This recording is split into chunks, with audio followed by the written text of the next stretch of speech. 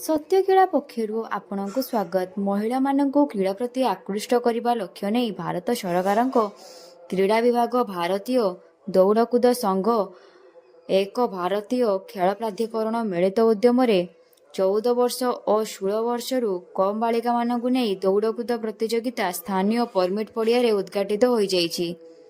ସଂଘର ସହ ସାଧାରଣ ସମ୍ପାଦକ ପଦ୍ମଲୋଚନ ଲେଙ୍କା ଏହାକୁ ନେଇ ଆନୁଷ୍ଠାନିକ ଭାବେ ଉଦ୍ଘାଟନ କରିଥିଲେ। କାର୍ଯ୍ୟକାରୀ ସଭାପତି ଶ୍ରୀ ଅଭୟ ମହାପାତ୍ର ଅସ୍ମିତା ଖୋଲ ଇଣ୍ଡିଆ ଆୟୋଜକ ସମ୍ପର୍କରେ ସୂଚନା ଦେଇଥିଲେ।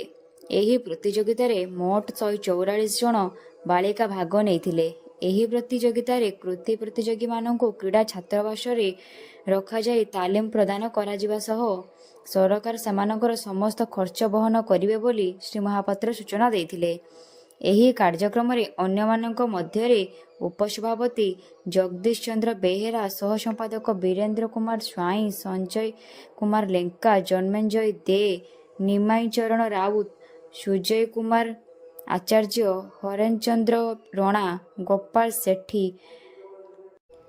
କୋଷାଧ୍ୟକ୍ଷ ବିଷ୍ଣୁ ପ୍ରସାଦ ମହାନ୍ତିଙ୍କ ସମେତ ସଦସ୍ୟ ଉପସ୍ଥିତ ଥିଲେ।